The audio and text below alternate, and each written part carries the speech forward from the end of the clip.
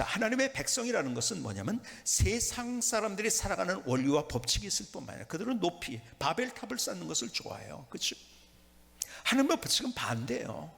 그렇죠? 하나님의 법칙이 있어요. 그러니까 하나님의 나라의 그 엄청난 것들을 누릴 수 있는 비결은 뭘까요? 세상의 법칙을 따라가는 것이 아니라 하나님의 법칙을 따라갈 때 하나님의 것을 누리고 하나님의 영광을 경험할 수 있는 거예요.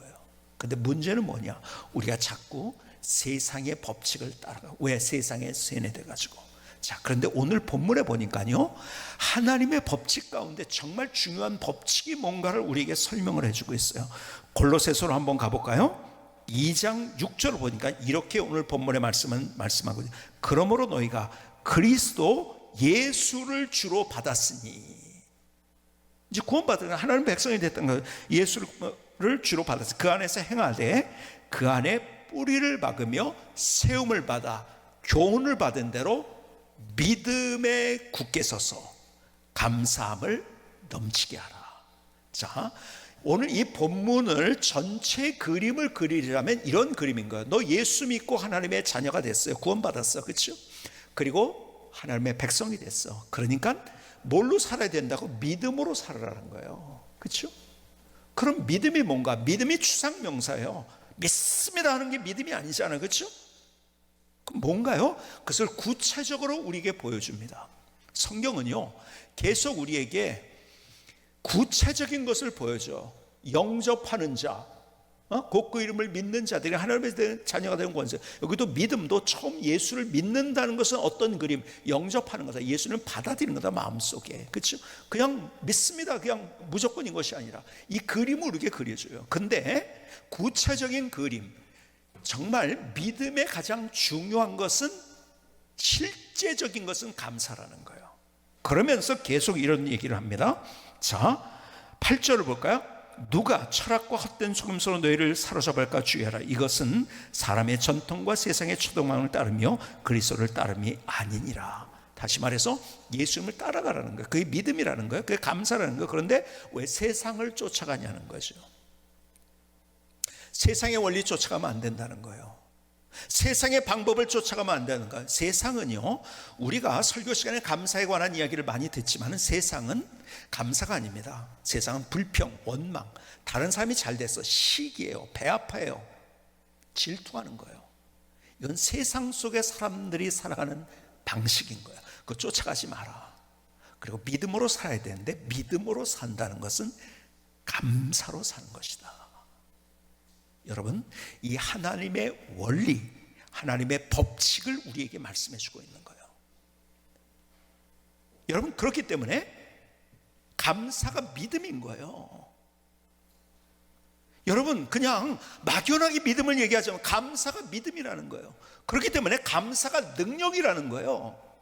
그렇기 때문에 감사가 뭔지 아세요? 감사, 그것이 해답이라는 거예요. 아니, 해답이 아니라 콕 찍어서 우리에게 주시는 정답이라는 거예요. 오늘 본문의 이야기가 이 말씀을 우리에게 해주고 있는 거예요. 감사가 믿음이다. 감사가 능력이다. 감사로 살아야 돼. 세상 사람들처럼 세상 사람들 자기 마음대로 살아요. 자기 논리대로. 그런데 우리는 감사로 사는 것이 믿음이라는 이야기를 해주고 있어요. 자, 그렇다면 우리가 뭘 감사해야 될까요? 성경에서 얘기하는 것이 무엇일까요? 여러분, 먼저 우리가 감사해야 될 것은 내게 분명하게 주신 멋진 은혜들이 있어요. 하나님께서 주신 이것을 감사해야 돼요. 첫 번째 감사해야 될 것이 우리가 뭐냐면 내게 분명하게 주신 하나님의 멋진 은혜예요. 제 인생의 뒤를 돌아보니까요, 저는 이렇게 착각을 하고 있었어요. 하나님이 내게 있는 능력을 사용하셨다고 생각했어요. 이게 저의 착각이었어요. 그리고 하나님 앞에 잘못했다고 회개도 한 거예요. 그래서 나의 착각이에요. 하나님이 내게 능력을 부어주셨기 때문에 나의 연약함에도 불구하고, 나의 부족함에도 불구하고 때를 따라서 지혜를 주셨고 능력을 주셨고, 하나님께서 그렇게 판단하게 하셨고 결정하게 하셨고, 분명히 하나님이 나와 함께 하지 않았다면 내가 이쪽 길을 갔어야 했는데 이렇게 갈 수 있게, 이 모든 것들이 다 하나님의 은혜더라고요. 저의 인생의 뒤를 돌아보니까 이것을 얼마나 절실하게 느꼈는지요. 저는 하나님이 나의 능력을 사용한다고 했어요. 아니에요. 여러분, 내 능력을 하나님이 사용해서 뭘 어쩐다고요? 내 능력보다 더 뛰어나신 하나님께서 내게 그 은혜를 부어주셨기 때문에. 가만히 보니까 내 뒤의 인생에 내가 잘나서가 아니고, 내가 똑똑해서가 아니고, 내가 능력이 있어서가 아니고 다 하나님의 은혜였더라고요. 여러분, 내가 잘 됐어요. 그런데요, 하나님이 그 사람을 만나게 하셨기 때문에, 내가 그때 그렇게 생각하게 하고 그때 그 지혜를 주셨기 때문에, 여러분, 내가 그런지 아십니까? 다 하나님의 은혜인 거예요. 어떤 분이 이런 얘기를 했어요.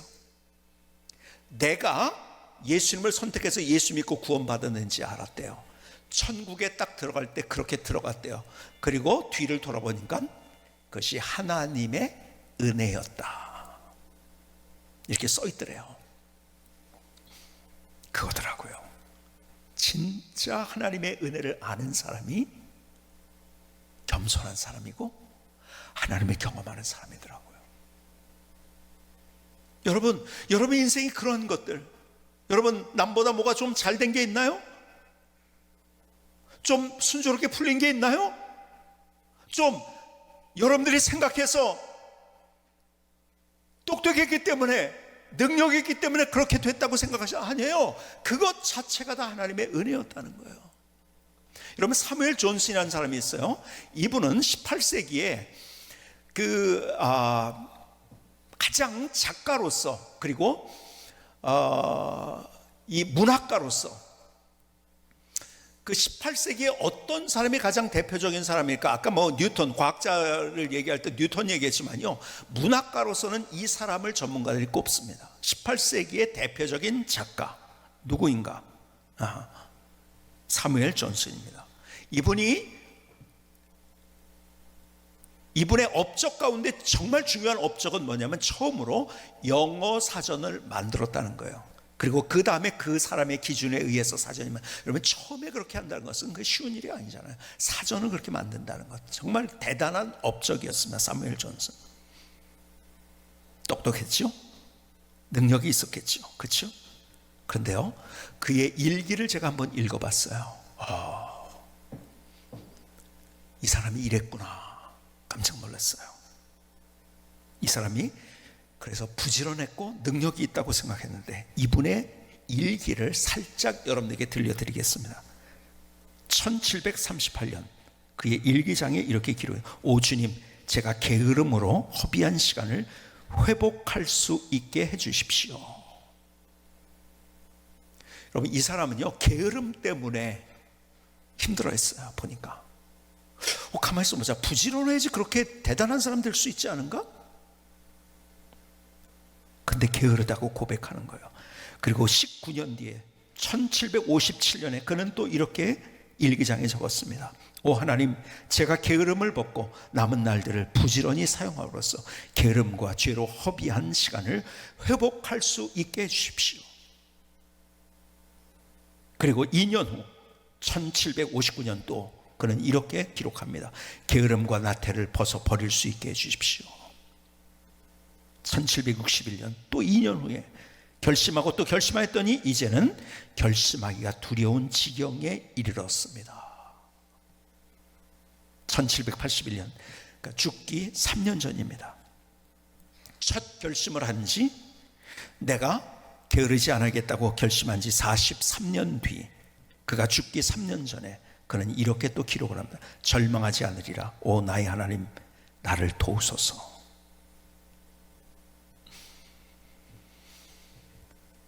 이분이 게으름과 싸웠더라고요. 저는 부지런했을 거라고 상상했어요. 그래야지 그런 사전 만들잖아요. 이 글을 읽는 순간에 하나님께서 또 뭘 보여주는지 아세요?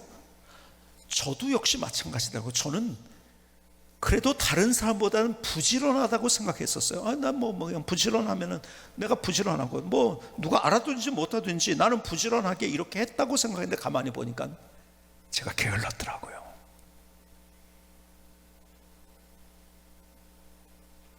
여러분, 나에 대해서 착각을 하고 있어요. 똑똑한지 알아요. 능력이 있는지 알아요. 부지런한지 아니에요.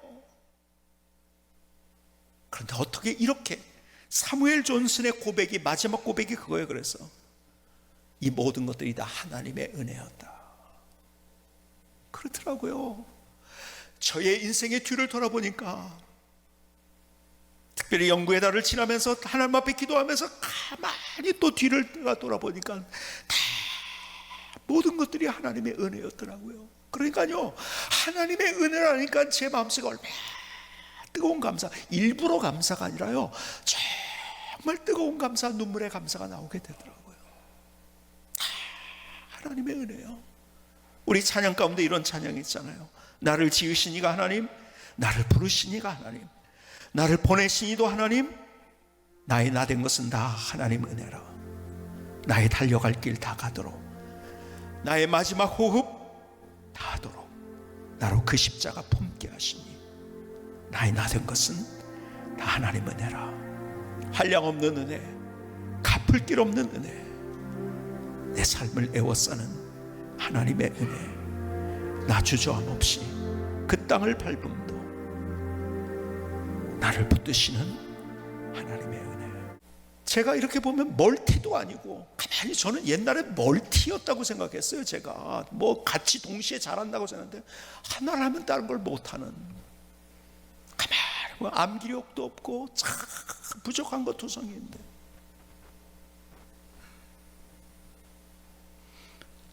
모든 것들이 다 하나님의 은혜였더라고요. 정말 하나님의 은혜를 알면은요, 너 감사해가 아니라 내 안에 끌어오르는 감사, 감격적인 감사를 하나님 앞에 드릴 수 있더라고요. 그런 감사를 드릴 수 있기를 주님의 이름으로 축복합니다. 자, 그런데 보세요. 앞서 여러분에게 말씀한 내게 분명하게 보여주는 멋진 은혜, 그것은 긍정적인 거예요. 그렇죠? 근데 여러분, 내게 분명하게 보여주는 나의 손해, 문제, 절망을 만날 때도 있어요. 그렇죠? 부정적으로 보이는 것. 왜 이런 일이 나에게 있을까? 그런 것들이 우리가 너무 많잖아요. 세상을 살아가면서. 근데 우리는요, 그런 부정적으로 보이는 것 때문에 내가 손해봤다고, 문제를 만났다고, 절망스러운 일들을 만났다고, 내가 손가락질 당한다고, 내가 다른 사람에게 배반을 당했다고, 나 스스로 나의 의지와 감정이 그냥 끌려다닐 때가 얼마나 많은지 아세요? 아니요, 하나님 안에 사는 사람은요, 그것을 오히려 정복하는 사람들이에요. 하나님이 정복하라고, 그런 거를 정복하라는 거예요. 끌려다니지 말고. 여러분 보세요. 사업을 시작할 때는 얼마나, 내가 이제 뭘 준비를 했어요. 드디어 뭘 오픈을 합니다. 얼마나 좋습니까? 감사하고 기대가 되고 감격적이고. 그런데 안 되는 거예요. 계속 안 되고 또 안 되고, 그러다가 결국 망합니다. 그러면 우리 안에 드는 감정은 뭐죠? 절망, 불평, 원망이에요. 그리고 옆에 있는 사람이 또 잘 되는 것 같으면 시기, 질투까지 생겨요. 그리고 하나님 앞에 원망합니다. 그런데요, 성경에서 우리에게 보여주는 감사가 뭔지 아세요? 우리가 거기에서 우리가 다시 전화위복되어지고 다시 거기서 역전의 드라마를 경험할 수 있게 내 인생을 뒤집을 수 있는 것이 바로 뭐냐? 그것이 감사라는 거예요. 여러분, 누구나 문제를 만나요. 문제 없이 사는 사람이 있을까요? 여러분, 실패 안 하는 사람이 있을까요? 내가 하고 싶은 대로 다 되는 사람이 있을까요? 아니에요. 왜 저 사람은 저렇게 강한 것 같은데 나는 이렇게 약하지? 저 사람은 저렇게 똑똑한 것 같은데 나는 이렇게 미련한 것 같지? 그런 상황들도 많이 있잖아요. 그런데 오히려 그 가운데서 우리가 감사를 선택할 수 있을 때 하나님께서 그것을 통해서 우리에게 주시는 더 놀라운 은혜가 있다는 거예요. 자, 얼마 전에 미국에서 목회하는 강준민 목사님에게 문자가 왔어요. 목사님, 외로움에 대한 글을 쓰려고 하는데 목사님의 얘기를 좀 주시면은 제가 도움이 되겠습니다. 그래서 제가 저에게 목사로서 언제 외로운지 뭐 이런 것들까지 포함해서 달라는 거예요. 그래서 제가 그동안 썼던 글과 또 광야와 사막을 건너는 사람들이라는 책에서 썼던 그런 것들이 있거든요. 그래서 그런 것들과 더불어서 제가 이런 얘기를 써서 드렸어요. 제가 얼마 전에 이여름 교수의 글을 읽다가 제가 너무 공감하는 이야기를 읽었어요. 그분이 이런 얘기를 하더라고요. 평생 그분은 존경을 많이 받았어요. 똑똑한 사람이고요. 글을 얼마나 잘 씁니까? 그분이 예수 이제 있지만 예수 믿기 전서부터 저는 그분이 너무 대단하다. 어떻게 저런 글을 쓸 수 있을까? 굉장히 존경을 했어요. 그분이 무신론자일 때부터 어떻게 저런 글을 쓸 수 있을까? 근데 이분이 이런 얘기를 하더라고요. 제가 그게 너무 공감이 됐어요. 뭐라고 하는지 아세요? 자기는 평생 외로웠대요. 근데 외로움이 왜 외로운가를 봤더니 존경은 받았는데 사랑을 못했대요. 무슨 말인지 아세요?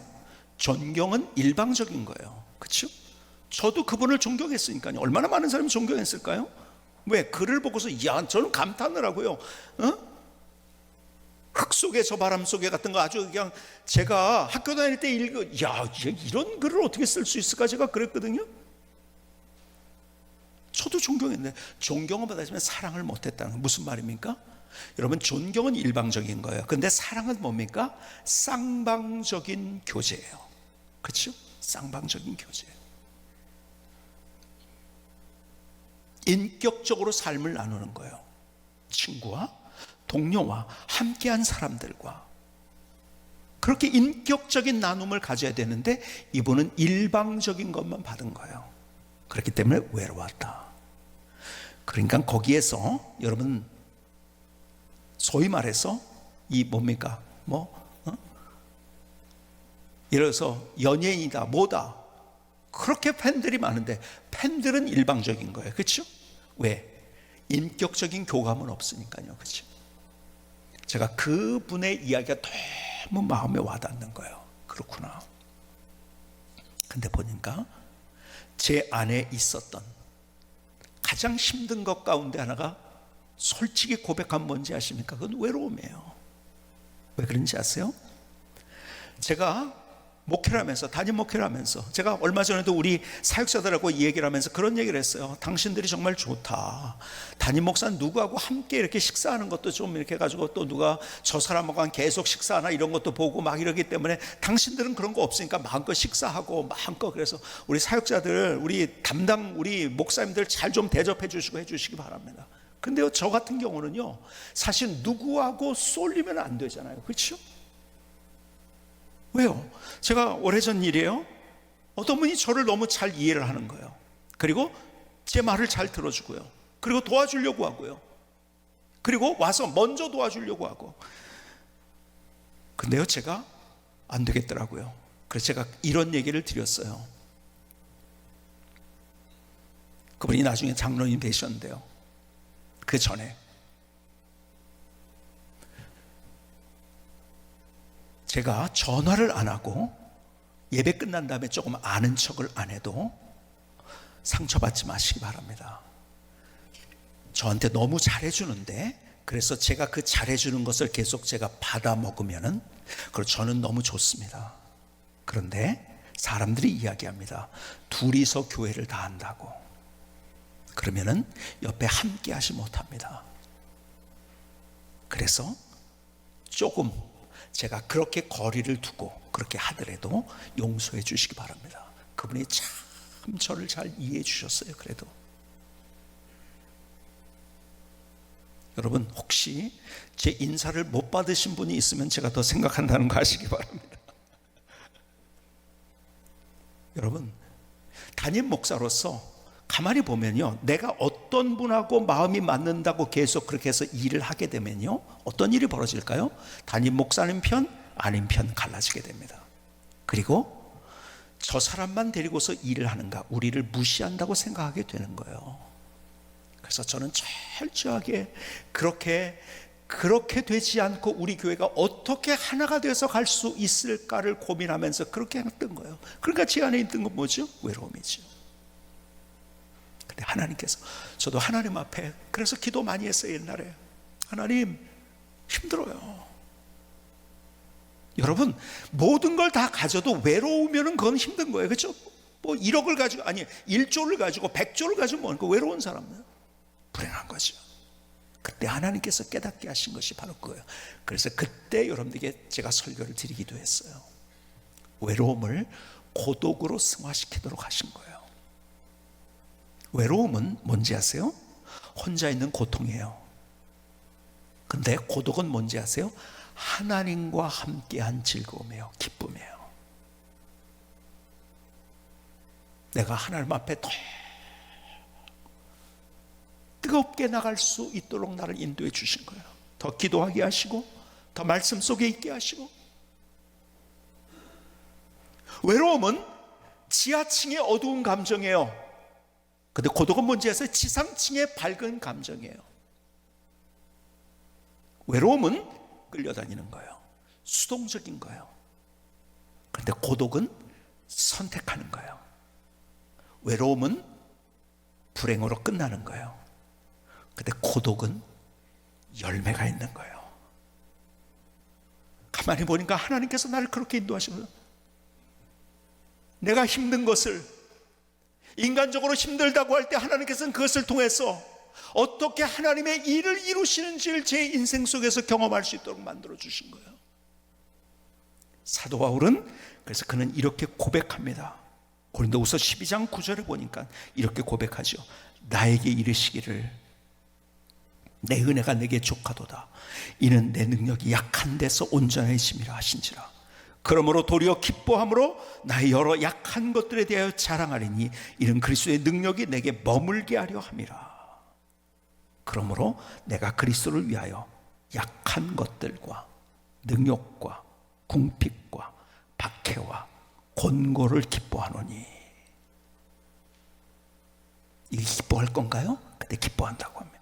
이는 내가 약한 그때에 강함이라. 그의 삶 속에 능욕이 있었어요. 궁핍이 있었어요. 박해가 있었어요. 곤고함이, 외로움이 있었어요. 근데 그것 때문에 기뻐한다고. 왜? 그 약한 곳에서 하나님이 나를 강하게 만들어 주시고 나 인생을 멋지게 만들어 주셨기 때문에. 사도 바울의 고백이 너무 위대한 고백이더라고요. 여러분, 우리가 신앙으로 성숙한다는 것이 이거더라고요. 제가 사도 바울을 통해서 배운 게 그거예요. 약한 것을, 박해를, 곤고를, 궁핍을, 능욕을 내가 기뻐한다.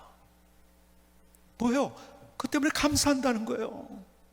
왜? 그것을 통해서 내게 하나님의 능력, 하나님이 누구신지, 하나님의 임재를, 하나님이 함께 하신 증거를 실제적으로 사도 바울 얼마나 그런 일들을 많이 만났나요? 아무도 이해주지 못해서 쫓겨날 때도 있었고요. 채찍에 맞고 혼자 피투성이가 될 때도 있었고요. 그때 그걸 기뻐하고 감사했다는 거예요. 거기에서 능력이 나타났고, 제가 늘 얘기하는 것처럼 그 토인비가 이야기한 것처럼 사도 바울이 타고 간 배는 유럽을 싣고 간 배였다. 이 위대한 역사의 흔적을 남긴 자가 되지 않았습니까?